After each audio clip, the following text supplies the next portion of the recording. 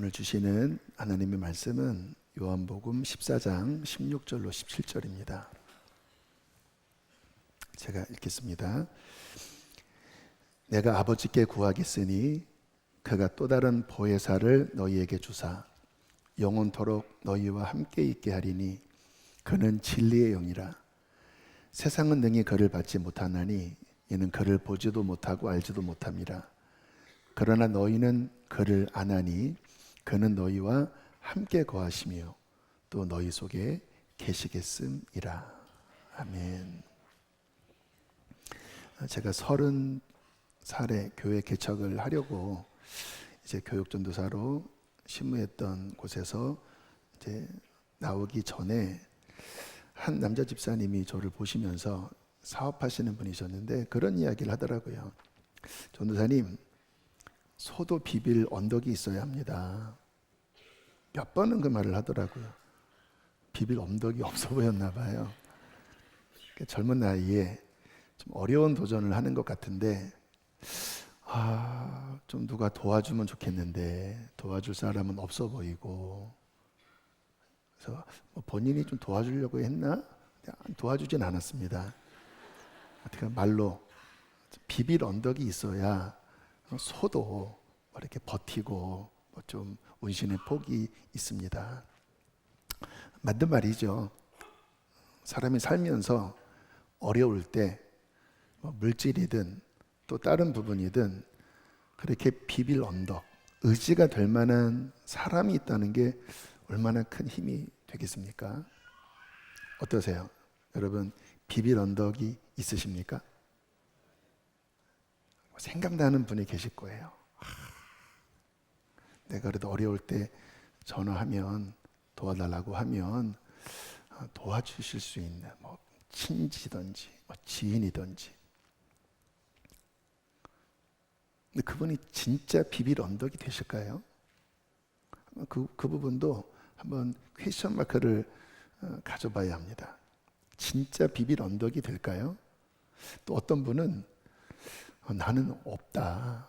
진짜 나는 복을 받지 못해서 자수성가했고 정말 사람들은 많지만 진짜 내 마음을 열고 정말 나의 힘이 되어주고 나를 도와줄 사람은 없는 것 같다 하는 분도 적지 않게 있을 것입니다.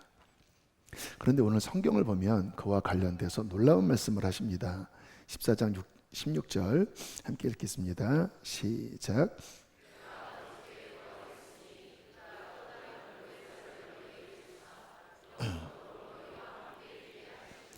네, 보혜사를 주사. 보혜사의 뜻은 곁에서 돕는 자, 곁에서 돕는 자. 그래서 그 당시 시대적 배경으로 보면 국선 변호사, 이거는 이 보혜사의 본질적인 성경이 가르치는 의미는 아니고 다만 연약한 자를 돕는 자, 파라클레토스, 곁에서 돕는 자. 이제 이 말씀을 예수님께서 제자들에게 하실 때의 시간은 이제 십자가 지시기 전날입니다. 이제 곧 승천하셔야 되는 거예요. 떠나시는 거예요. 주께서 말씀하시는 겁니다. 나는 간다. 그런데 내가 가면 내가 아버지에게 너희를 돕는 보혜사를 보내주시도록 그렇게 요청하겠다. 그는 너희와 함께 거할 것이고 영원토록 함께 할 것이고 너희를 도와줄 것이다. 누군지 아시죠? 성령님을 가리켜서 하신 말씀입니다. 그래서 성령님의 또 다른 이름이 보혜사, 파라 옆에서 클레토스, 돕는 분. 근데 예수님도 실은 보혜사예요. 우리를 구원하기 위하여, 돕기 위하여 오셨는데, 근데 내가 올라가면 이제 또 다른 보혜사, 삼위일체니까 같은 의미죠.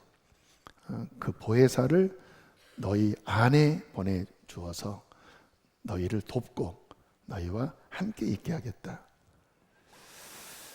그 집사님이 저에게 비빌 언덕이 있어야 합니다. 근데 그 말은 하진 않았지만 아마 이게 내포된 말 같았어요. 근데 내가 보니까 전도사님은 없는 것 같아요.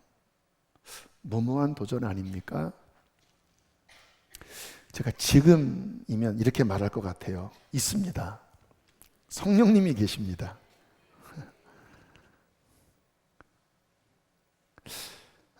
그로부터 25년이 지났습니다. 지난 날을 돌아보니까 진짜 인간적으로는 비빌 언덕이 적었지만 정말 성령 하나님이 제 안에 계시면서 제 인생을 주인으로 이끌어 오시면서 정말 비빌 언덕이 되어 주셨습니다. 돈이 필요할 때는 돈을 주시더라고요. 정말 필요할 때. 그래서 단도직입적으로 하나님 돈이요, 돈. 근데 주님이 정말 필요할 때는 돈도 주시더라고요. 정말 위로가 필요할 때는 성령 하나님이 저희 친구가 되어 주셔서 사람이 줄 수 없는 성령의 위로를 제 마음에 주시더라고요. 그래서 성령님이 하시는 일 가운데 위로의 사역이 있습니다. 성령의 위로라고 하는 문구가 성경에 나와요. 성령님만이 우리를 진짜로 위로해 줄 수 있습니다. 힘이 필요할 때, 여러분 인생이 힘이 빠질 때가 얼마나 많습니까? 근데 성령님이 그의 지치지 않는 능력으로 제 영혼에 힘을 주시고 다시 일으켜 주시고 용기를 주시고, 그리고 지혜가 필요할 때, 사람에게 지혜가 참 중요하잖아요. 우리 성령 하나님이 깨닫게 하시고 가르쳐 주시면서 25년의 시간을 지나오게 하셨습니다. 그래서 돌아보면 정말 나에게 엄청난 비빌 언덕 정도가 아니라 태산이 계셨구나. 오늘 예수님께서 그 성령님을 너에게 보내주겠다. 그 성령님이 여러분 안에 계십니다. 지금 이곳에 계십니다. 우리의 인생의 주관자이십니다.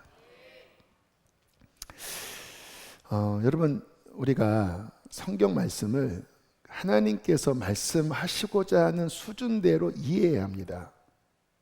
성경에 성령을 주시겠다고 하는 이 말씀 실은 어마어마한 거거든요. 근데 잘 이해를 못하니까 가치를 그만큼 두지 못해요.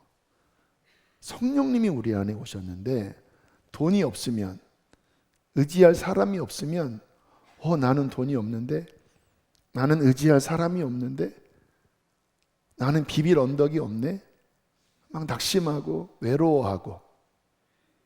여기 그런 분 계시나요? 성령님이 섭섭해하지 않을까요? 야, 내가 이거밖에 안 되냐? 예수님도 섭섭해하지 않으실까요? 성령님을 보내주신다고 했을 때 주님의 마음이 어떤 마음이었겠습니까? 자, 그런 마음으로 오늘 본문 말씀을 제가 다시 한번 읽어볼게요. 그냥 들어보시기 바랍니다. 내가 아버지께 구하겠으니 그가 또 다른 보혜사를 너희에게 주사 영원토록 너와 함께 있게 하리니 그는 진리의 영이라. 세상은 그를 받지 못하나니 그를 보지도 못하고 알지도 못하니라. 그러나 너는 그를 아나니 그는 너희와 함께 거하시며 또 너희 속에 계시겠습니다. 놀랍죠? 여러분, 성경을 가만히 읽어보면 하나님이 예수님 믿는 자에게 주시는 가장 큰 선물을 성령님이라고 가르치고 있습니다. 그래서 초대교회는 예수 믿는 자에게 너 성령 받았냐? 성령을 안 받았다고? 야, 어마어마한 선물이 기다리고 있어. 우리의 신앙생활은 그냥 종교적으로 뭔가를 인정하는 그 정도가 아니야. 회개하고 예수 믿는 자에게 성령님을 선물로 주신다고 했어. 이 약속은 지금 우리에게뿐만 아니라 모든 이 복음을 듣는 사람에게 하신 하나님의 약속이야. 여러분, 선물을 받아보셨죠? 저도 이런저런 선물을 받아보았습니다. 그 선물마다 값어치가 있잖아요. 성령님보다 더 큰 값어치의 선물을 받아본 적이 있으십니까? 하나님이시잖아요. 하나님이신 그분이 이 미물보다 못한 내 안에 오셔서 파라클레토스, 도우시고 이끄시고 힘주시고 가르쳐주시고 이기게 하시고, 그 성령님이 하나님의 선물로 그 하나님이신 그분이 우리에게 오셨다라는 거예요. 여러분, 이 성령님보다 더 큰 선물을 여러분 생각나십니까? 받아본 적이 있나요? 뭐 그런 선물이, 인간적인 선물이 없다 할지라도 성령님을 받으셨다면 당신은 영원토록 감사하셔야 합니다. 비록 내 삶에 이것도 부족하고 저것도 부족해도 성령님을 받았다고 하면 이거는 어마어마한 선물을 받으신 거예요. 예수님께서는 성령님에 대해서 이렇게까지 말씀을 하십니다. 요한복음 16장 7절입니다. 시작.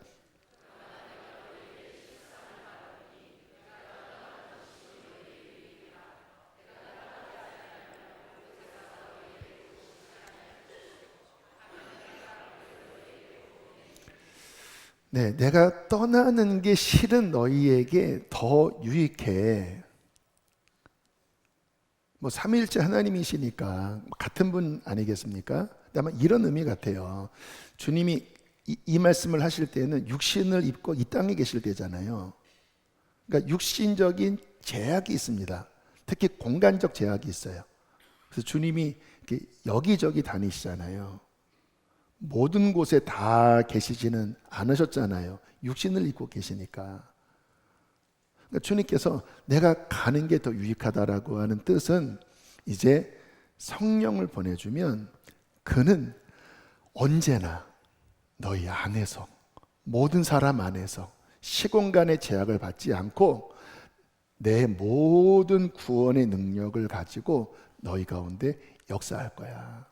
그러니까 육신의 눈으로 나를 보지 못하게 될지라도 조금도 실망하지 마. 보혜사 성령이 올 때 그가 나의 모든 것을 가지고, 왜? 그는 나의 영이기 때문에, 하나님의 영이기 때문에 나의 모든 것을 가지고 너희 안에서 너와 함께하면서 너에게 나의 구원을 베풀 것이고 너를 도울 거야. 그러니까 걱정하지 마. 성령이 오실 거야. 아마 이 의미였던 것 같아요. 자, 그래서 우리가 이 성령님에 대해서 더 알아야 합니다. 지금 5번째입니다. 오늘 아마 2번 정도 더 할 것 같아요. 그래서 성부, 성자, 성령 7번씩 그렇게 말씀을 전하게 하시는 것 같은데, 알아야 합니다. 성령님에 대해서. 그래야 더 풍성한 하나님의 선물과 또 하나님의 역사를 내 것이 되게 할 수 있습니다. 자, 성령님은 어떤 일을 하실까요? 첫 번째는 우리를 구원하는 일을 하십니다. 이게 제일 중요하니까요. 성령님이 누군가를 구원하려고 하실 때, 아직 구원받지 못했습니다. 누군가를 구원하려고 하실 때 그분이 일으키시는 바람이 있습니다. 갑자기 하나님에 대한 관심이 생깁니다. 여기 그런 분 계시나요? 갑자기 하나님에 대한 관심이 증가됩니다. 하나님이 어떤 분일까? 네 마음속에 뭔가 이렇게 기대하는 마음이 들고, 뭔가 이렇게 목마른 마음이 들고, 그게 성령님이 누군가를 구원하실 때 일으키시는 바람을 느끼는 겁니다. 그리고 누군가 자꾸 교회로 이끌어요. 교회 가자고 하고, 한 번만 예배 드려보라고 하고. 아마 여기 그런 분이 계시다고 하면, 여러분 오늘 이 말씀을 통해 깨달아야 될 게 뭐냐면, 그 사람이 하는 게 아닙니다. 성령께서 당신을 아시고 당신을 사랑하시고 당신을 구원하시려고 그 사람의 마음을 일으키사 당신을 이끌어 주시는 거예요. 내가 왜 지금 이 자리에 앉아 있을까? 나 지금 집에 누워 있어야 되는 시간인데, 아니면 뭐 동호회 그런데 있어야 할 시간인데 내가 왜 지금 이 자리에 있지? 좀 갑자기 낯설게 느껴지는 분이 계십니까? 성령님이 당신을 이끄신 거예요. 왜냐하면 성령님은 누군가를 구원하시기 위하여 움직이십니다. 그래서 그에게 찾아가셔서 마음을 두드리시고 하나님에 대한 관심을 갖게 하시고 뭔가 목마르게 하시고 누군가의 사람을 움직여서 자꾸 교회로 끌고, 예전 같으면 거절했겠지만 한번 가볼까 하는 마음, 그게 성령님이 그 안에 바람을 일으키시는 거예요. 그렇게 하면서 주님을 만나는 일이 생기고, 또 여기 이미 구원받은 분들도 한번 돌아보면 그때 이러한 저러한 사연 속에 내가 교회 다니고 내가 주님 만나고, 누가 하셨다고요? 성령 하나님. 그분은 누구십니까? 보혜사이십니다. 내 입으로 교회 나온 게 아니에요. 파라클레토스, 보혜사가 당신을 아시고 사랑하셔서 그 모든 환경과 마음을 움직여 구원에 이르기까지 도우셨다라는 거예요. 이 시간 정식으로 성령님께 정식으로 감사 인사드리세요. 성령님 감사합니다. 이렇게 그동안 너무 이렇게 얼굴 무시하고 그냥 내가 했다고 생각하는 분, 성령님이 하신 것입니다. 아직 구원받지 못한 분이 계시다면 성령님께 관심을 가지세요. 지금 이 흐름은 성령님이 이끌고 계신 것입니다. 그렇잖아요. 이 자리에 왜 앉아 계셔요? 당신 원래 같았으면 안 나올 사람 아닙니까? 성령님이 이끌고 가시는 거예요. 그래서 마음을 열고, 나를 아시나요? 나를 사랑하시나요? 그럼 주님 저를 좀 이끌어 주세요. 제가 잘 안 믿겨집니다. 도와주세요. 솔직한 기도를 성령님이 좋아하시더라고요. 그분께서 당신을 구원해 주실 것입니다. 자, 두 번째, 성령님이 하시는 중요한 일은 진리를 깨닫게 하시는 것입니다. 자, 요한복음 16장 13절입니다. 시작.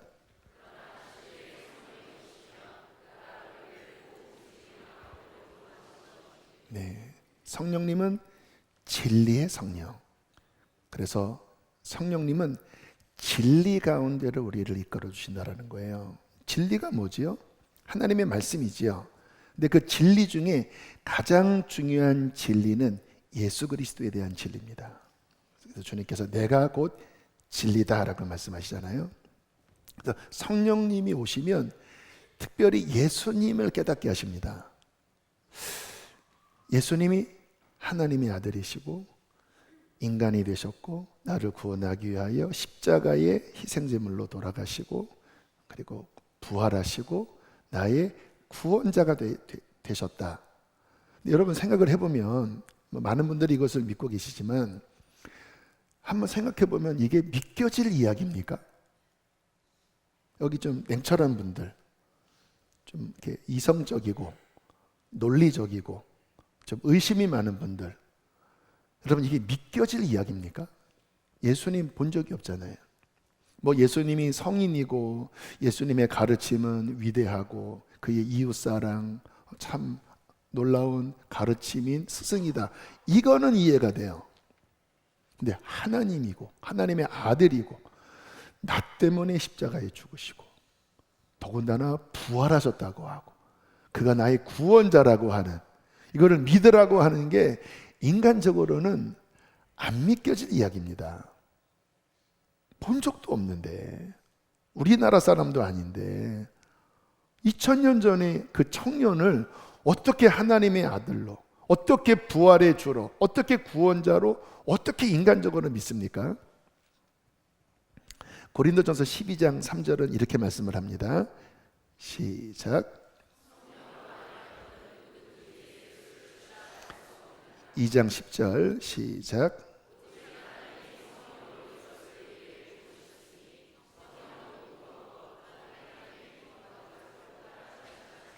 근데 왜 여러분들이 믿게 되셨냐면요, 성령님이 오셔서 진리를 열어주시는 거예요. 예수님이 어떠한 분인지 한번 생각해 보세요. 성령님이 직접 우리 안에 오셔서 그 예수님에 대하여 입체적으로 보여주신다면, 그리고 그냥 보여주시는 게 아니라 깨닫는 지혜를 주시면서 마음 가운데 가르쳐 주신다면, 그러면 이게 그냥 확 깨달아지는 거예요.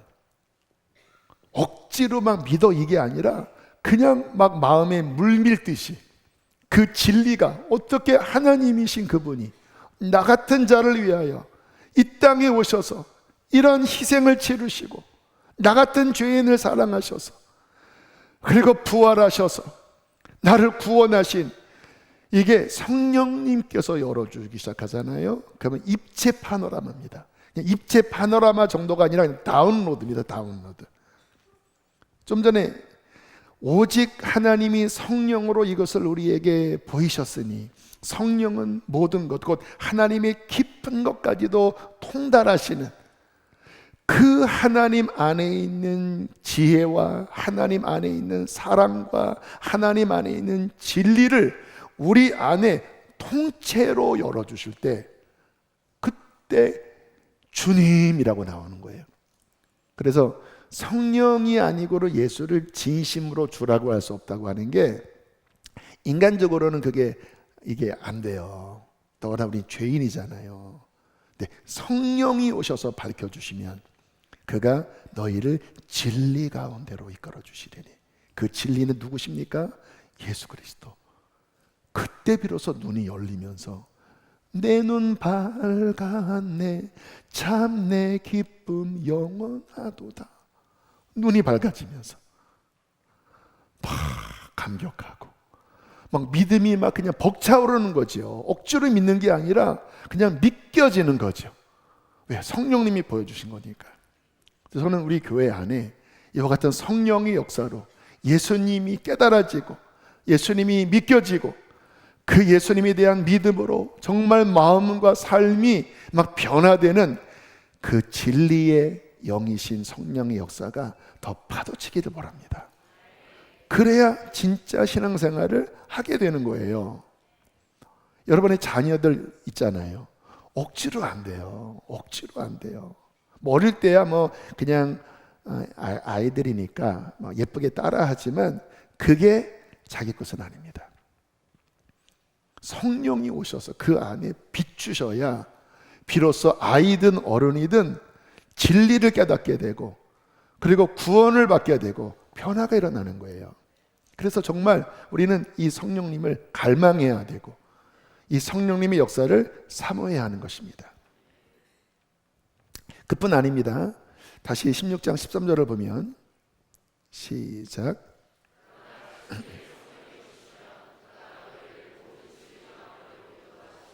그렇죠. 너희를 어떤 진리입니까? 모든 진리. 모든 진리. 여러분, 성령님이 우리 안에서 이제 그렇게 예수님을 믿게 하시고 구원하신 다음에 이제 모든 진리를 우리 가운데 열어주기 시작합니다. 그전에는 우리의 세계관, 우리의 지식이 그냥 인간적이고 세상적이었잖아요. 하나님에 대해서는 너무 몰랐고 너무 우리의 지식이 빈약했습니다. 그러면 신앙이 못 자랍니다. 그런데 구원받은 다음에 성령님은 우리를 가르쳐 주기 시작합니다.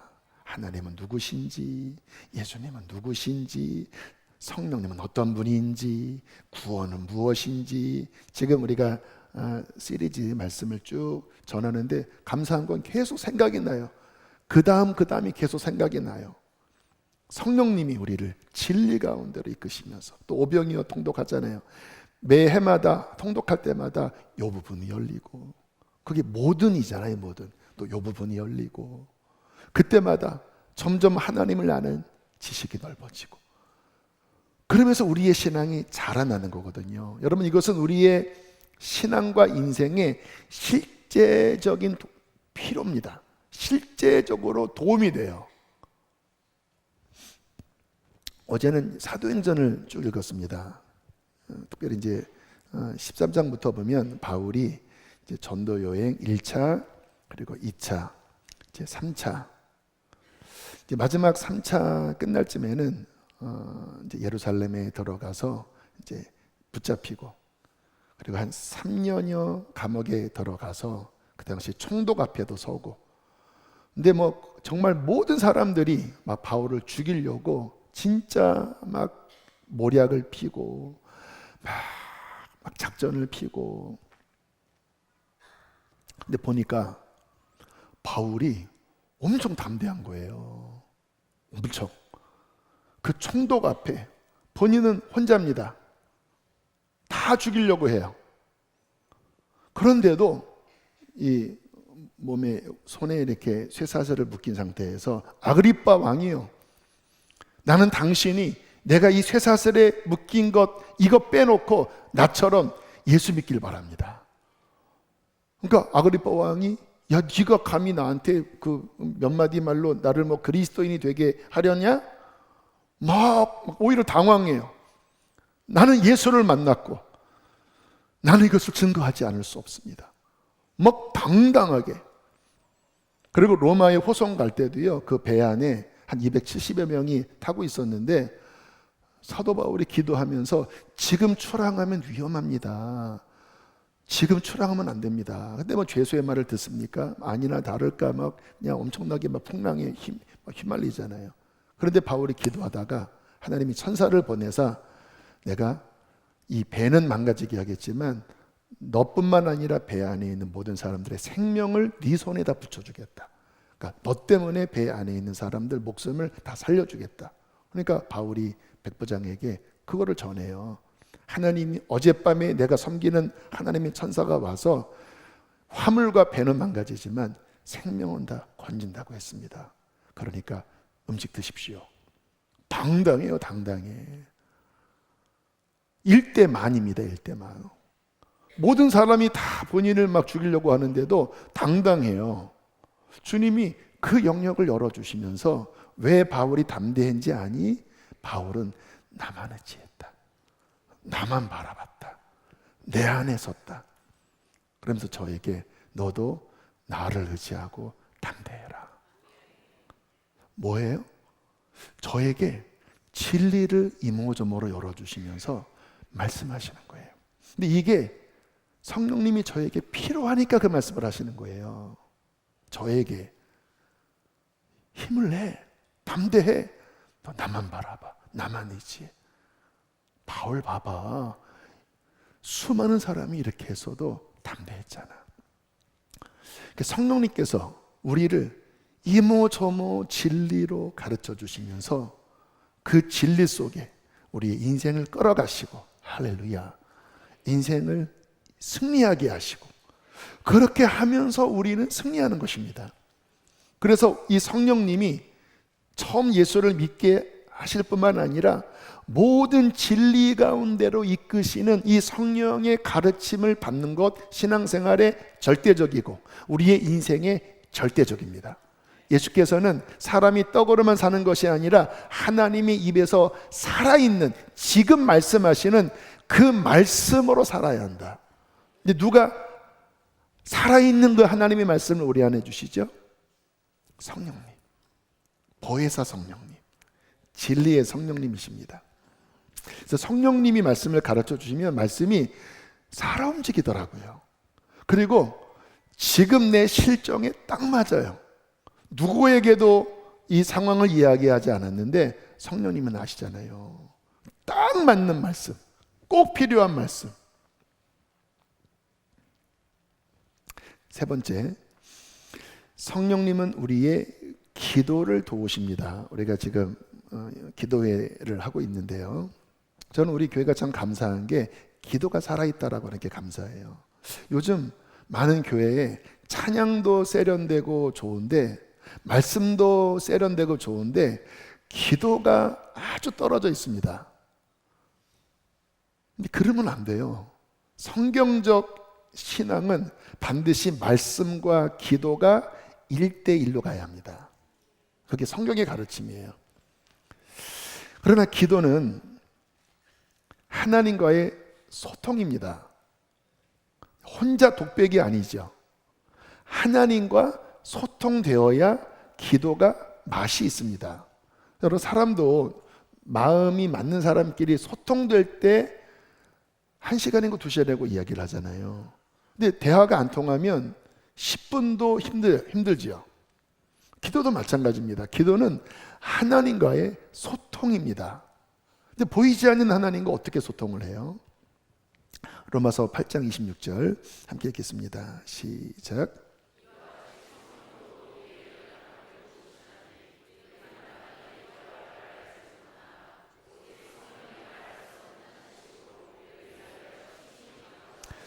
그렇죠?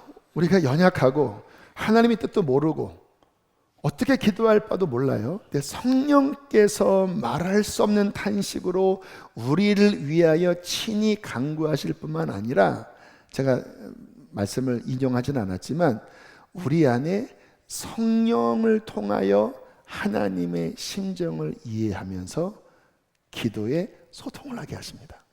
그래서 성경을 보면 성령으로 기도하며 이와 같은 말씀들이 나와요. 그래서 기도는 성령을 통하여 하는 것입니다. 그때 하나님과 소통되기 시작해요. 왜요? 성령님은 하나님의 깊은 사정을 아셔요. 성령님은 그 모든 상황에 무엇이 정답인지, 무엇이 기도할 제목인지를 아셔요. 근데 요게 딱 잡힐 때 기도가 살아나거든요. 이때 홀리 파이어, 거룩한 불이 붙으면서 기도가 이렇게 역사되거든요. 그래서 기도는 우리의 어떠한 이성적인 것으로만 안 되고 반드시 성령님의 이 역사가 있을 때, 그때 하나님과 영적 소통이 일어나면서 기도가 깊어지고 기도가 확장되고 기도가 능력이 있어집니다. 저희 아버님 돌아가시기 1년 전에 저희 누님이 그의 여름에 기도원에 갔대요. 근데 내내 아버지를 위한 눈물의 기도를 성령님이 시키셨대요. 무릎만 꿇으면 아버지, 하나님 우리 아버지 구원해 주세요. 우리 아버지 구원해. 3일 내내 눈물로 아버지의 구원을 위해서 성령께서 기도시키셨대요. 또 그 즈음에 저희 아내도 막 교회 기도회 때 가정을 위한 기도를 하는데 막 아버님을 생각하니까 막 애타는 눈물의 기도가 나왔대요. 며느리가 그런 마음 잘 안 들잖아요. 성령님이 시키시는 거죠. 그리고 1년이 지나서 갑자기 아버님이 의식을 잃고, 그때 때마침 누님이 방문을 했고 119를 불렀고 응급실에 들어가서 삽관을 하고 중환자실 들어가고 17일 후에 돌아가셨거든요. 그때 주님을 만나고 회개하고 그리고 천국을 가셨습니다. 주님께서 이거를 미리 아시고 준비식 기도를 시키신 거예요. 안타까운 마음, 말할 수 없는 탄식으로, 한 영혼을 구원하기 위하여 말할 수 없는 탄식으로. 근데 우리가 모르잖아요. 알아도 그와 같은 막 탄식이 우리 스스로 일으킬 수 있는 것이 아니잖아요. 근데 성령님이 우리 안에서 그것을 미리 아시고 말할 수 없는 하나님의 사랑과 긍휼과 애타는 마음을 일으키사 기도를 준비하게 하시고, 그리고 그때에 방문하게 하고 그 역사를 이루신 거예요. 이렇게 성령님으로 기도하면요, 진짜 기도가 전곡을 찌릅니다. 그리고 그 기도는 능력 있는 기도가 돼요. 왜요? 하나님과 함께 기도의 소통을 하는 것이니까요. 그러므로 저는 우리 성도님들이 이와 같은 기도의 훈련을 잘 받게 되기를 바랍니다. 뭐 어떤 분들은 너무 난 그런 거에 안 맞는다. 여러분이 안 맞는 거지. 뭐 아이한테 수학을 가르쳐, 난 수학이 안 맞아. 뭐 국어를 가르쳐, 난 국어가 안 맞아. 안 맞지요, 처음에는. 그래도 배우면서 이제 산수도 하고 이제 뭐 국어도 배우고 한글도 배우고 뭐 이러는 거잖아요. 왜? 필요하니까. 저는 우리 성도님들이 진짜 이와 같이 성령님으로 기도하는 것을 배우고 더 훈련하고 더 깊어지고, 여러분 그렇게 하면요, 여러분의 인생에 하나님의 능력이 더 풍성해집니다. 왜요? 주님이 가르쳐 주신 기도를 하니까. 내가 직장에서, 여러분의 가정에서, 우리의 가정도 구원해야 될 가족들이 여전히 있잖아요. 우리의 인생에 여러 가지 난관들이 있잖아요. 그냥 내 힘만으로 살아간다면 진짜 비빌 언덕이 없는 거지요.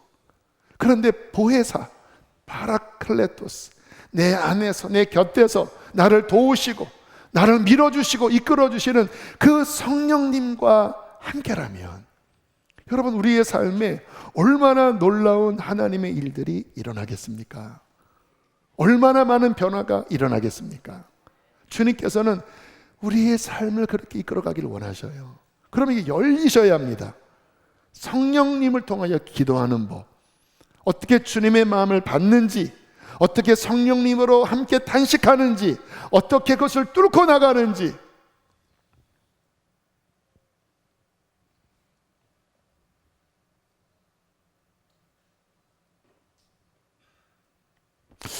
오늘 기도를 하는데 성령님께서 어떤 중요한 기도를 시키시더라고요. 저를 위한 기도였습니다. 뭔가를 이렇게 펴시는, 그리고 강하게 하시는, 그래서 성령 안에서 그 기도를 했습니다. 여러분 아십니까? 한 사람이, 잘 들으세요, 한 사람이 성령 안에서 하나님의 뜻을 믿음으로 선포하면 하나님이 이루어지게 하십니다. 하나님과 상관없이 내가 긍정적 사고방식으로 인생의 동기부여 그렇게 말하는 것은 인간적인 것이고, 성령 안에서, 성령님은 하나님의 깊은 것을 통달하시고 여러분의 인생을 통찰하고 계시고 그 하나님의 영원한 것을 아시는 분이시잖아요. 그 진리의 성령님이 한 사람 안에서 하나님의 뜻을 보이시고, 근데 하나님의 뜻을 보이실 때는 아직 그것이 내 삶에, 또 내 인생에 아직 현실이 된 건 아니거든요. 약속입니다. 그런데 성령께서 그것을 보이실 때 그것을 믿고 성령과 함께 선포하기 시작하면, 마치 땅이 혼돈하고 공허하고 캄캄할 때 빛이 있으라 하실 때 빛이 나오고, 천지의 모든 만물이 그 말씀으로 만들어졌듯이 성령 안에서 선포하기 시작하면 그 말은 곧 창조의 능력이 됩니다. 인생의 능력이 되는 거예요.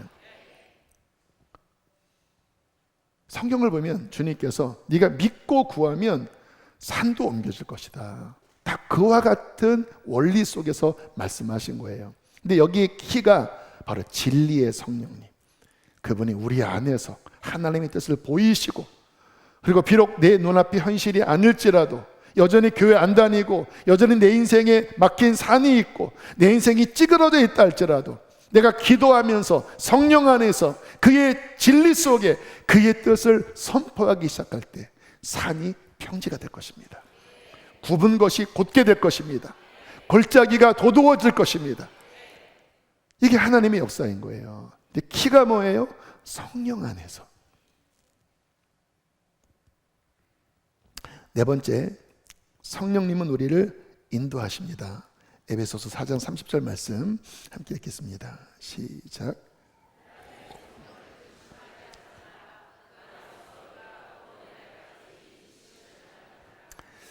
지지난번에 성령의 인치심에 대한 말씀을 들었죠. 근데 여기서 뭐라고 말씀하냐면 구원의 날까지 인치심을 받았다. 무슨 뜻이냐면 우리 안에 들어오신 성령님이 천국 가는 그날까지 우리 안에서 우리를 이끌어 가신다라는 거예요. 근데 왜 근심하게 하지 말라고 하십니까? 근데 성령님은 인격적으로 우리를 인도하십니다. 그러니까 우리가 착각하지 말아야 되는 게 뭐냐면 그냥 무조건적인 그와 같은 운명론적인 인도하심이 아니라 인격적 관계 속에서의 인도하심이에요. 성경이 다 그렇잖아요. 부르시고 그리고 뭔가 말씀하시잖아요. 이스라엘 백성들이 광야로 나왔을 때 말씀하실 때 그들이 막 강팍하게 막 나는 못 믿겠어요, 차라리 애굽이 좋아요, 막 그러니까 성령님이 어떻게 하십니까? 근심하시잖아요. 또는 막 노하시잖아요. 그리고 막 징계하기 시작하잖아요. 이게 성령님과의 교제는 인격적 교제입니다. 그분은 말씀하세요. 이렇게 주일 말씀을 통하여, 또는 오병이어를 통하여, 또는 어떤 성도들과의 교제를 통하여 뭔가 우리 안에서 하나님의 뜻을 보이십니다. 그래서 너 그거 회개해야 된다. 그리고 뭔가 하나님의 뜻에 어긋나면 근심의 느낌을 주세요. 하나님의 성령을 근심하게 하지 말라. 그러니까 그분이 우리 안에 계시잖아요. 근데 우리가 하나님의 뜻에 어긋난 길을 가게 되면 성령님이 속에서 탄식하기 시작합니다. 근심하기 시작해요. 그럼 생각해 보세요. 성령님이 우리 영 안에 계시잖아요. 근데 그분이 지금 나의 어떠한 삶에 대하여 슬퍼하고 계셔요. 그러면 내 속에 어떤 느낌이 들까요? 근심의 감정이 들기 시작합니다.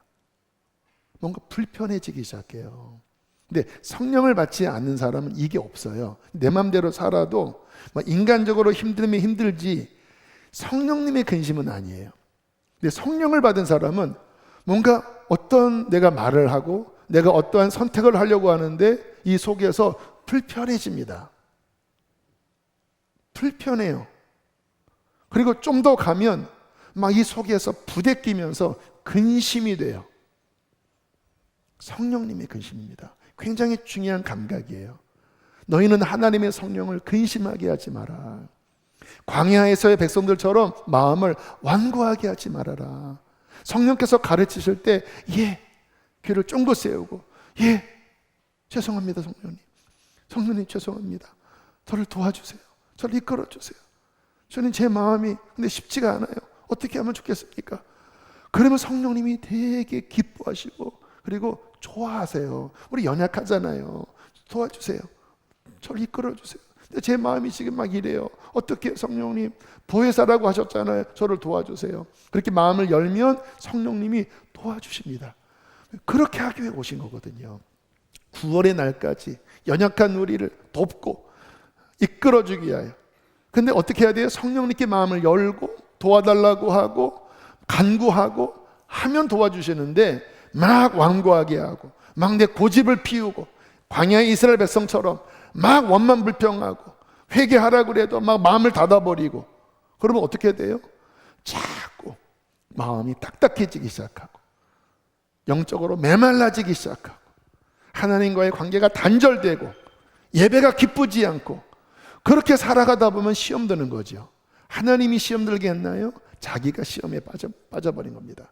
성령님은 사랑으로 가르쳐 주셨는데 고집 피우며 간 거예요. 근데 뭐라고 말씀하세요? 하나님의 성령을 근심시키지 말아라. 그가 너희 안에 오사 구원의 날까지 너와 함께하면서 너를 가르치고 너를 이끌어주길 원하시는데 그런 마음을 열고 성령님과 친하게 지나면서 회개할 거 회개하고 성령님께 도움을 요청하면 성령님은 기쁘게 너의 손을 붙잡고 너를 이끌어 줄 거야. 또 힘드니 성령님이 너희 비빌 언덕이 될 거야. 너 사람이 없다고 생각해? 왜 없어? 하나님이 너희 친구야. 여러분 성령님이 친구가 되십니다. 우리 곁에서 우리와 속삭이는 그 코이노니아 교제를 통하여 우리의 마음을 살피시고 우리에게 힘을 주시고 우리에게 지혜를 주시고 우리를 가르쳐 주시고 우리를 도와주시는 성령님이 우리 안에 계시는 것입니다. 또 놀라운 것이 무엇입니까? 요한복음 7장 37절 38절입니다. 함께 읽겠습니다. 시작.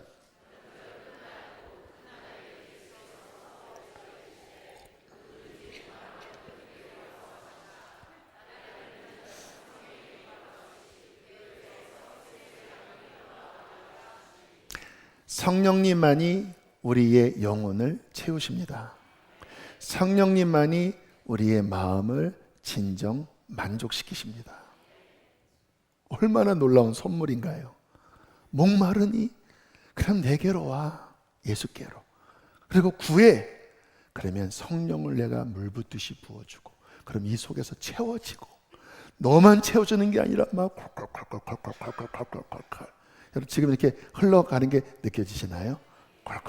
제가 말씀을 막 열정 있게 전하는 게 성령님을 제게 주시고 그리고 이 말씀을 통하여 이렇게 흘러가는 거거든요. 생수의 강이 흘러나가는 거야. 이 성령님은 그렇게 우리의 인생을 끌어가시다가 우리의 육체의 생명이 끝나는 그날 어떤 일이 벌어질까요? 사망 권세가 오지 않겠습니까? 그 배후에 누가 있을까요? 사탄 마귀가 죄와 사망의 권세로 이제 죽음의 문턱을 지나는, 사망의 음침한 골짜기를 지나는 당신에게 찾아와서 지옥 가자 하지 않겠습니까? 그때 성령님이 어떻게 하실까요? 얘는 나의 자녀야. 예수의 피로 구속받았어 하고 우리를 예수의 피로 덮고, 그리고 그 권능의 손, 예수를 부활시키신 능력이 성령님이시거든요. 그 부활의 능력으로 우리의 영혼을 사로잡아 꽉 끌어안아 사망의 음침한 골짜기를 지날지라도 그것이 우리를 해하지 못하도록 우리를 덮고 영원한 아버지의 나라로 이끌어 가실 것입니다. 이런 분이 계시나요? 예수께서 내가 올라가면 이 보혜사 성령님을 너에게 보내주실 거야. 그는 너희 속에 계셔. 영원토록 너희와 함께 계실 거야. 너희를 가르쳐 주실 거야. 구원의 길로 이끌어 주실 거야. 부족하고 연약한 너희를 도우실 거야. 하나님의 마음을 알려주실 거야. 그리고 너희 인생이 끝나는 날 영원한 천국으로 인도하실 거야. 이 성령님이 오셨습니다.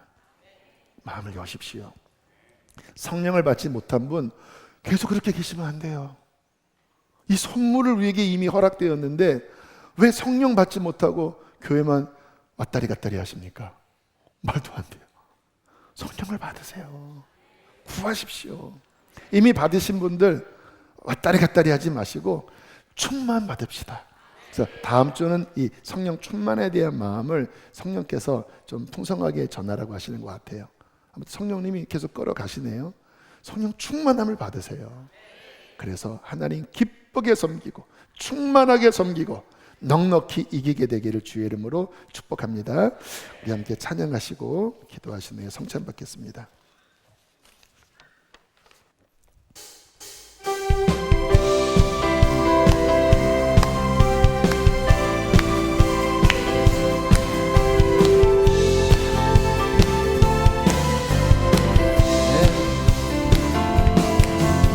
성령이여 임하소서 내 마른 나의 심령 위에 주님의 은혜에 담비 내려 나는 꽉 적셔 주옵소서. 주의 권세 주의 능력 지금 이 시간 임하셔서 악한 권세 모두 깨뜨리고 주님 나라 임하소서.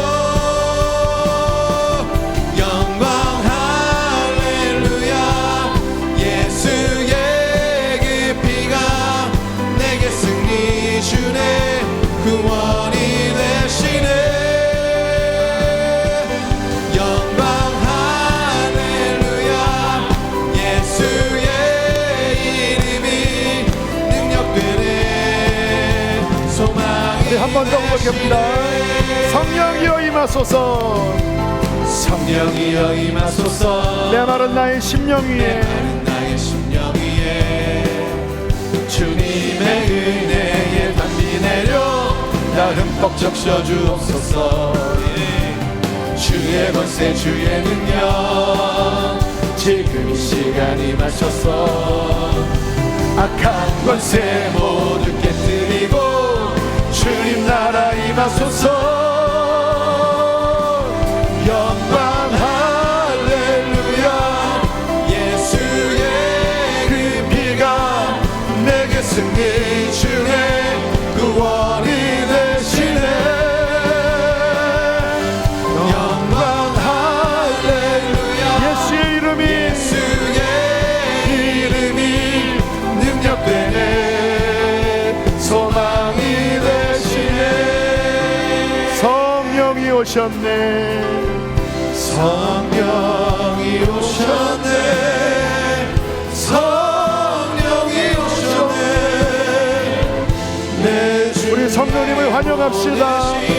성령이 오셨네. 우리 인생 가운데 진히 찾아오셔서 그 나라 우리 말씀 기억하면서 주여 두 번 부르시고 우리 기도하시겠습니다. 주여 성령이 오셨네.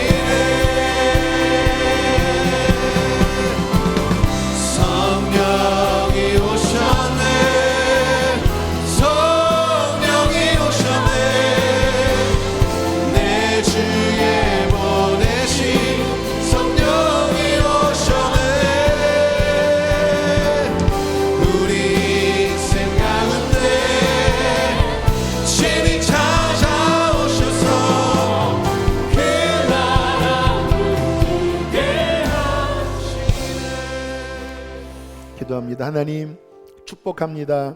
오늘 성찬을 받은 모든 이들 위에 하나님의 사랑과 예수 그리스도의 은혜와 성령의 교통하심이 충만하게 하여 주시옵소서. 충만하게 하여 주시옵소서. 물질을 좁혀 올려드립니다. 하나님 기쁘게 받아 주시옵소서. 이제는 우리 주 예수 그리스도의 은혜와 하나님의 사랑과 성령의 교통하심이 사랑하는 성도들 안에 충만히 있을지어다.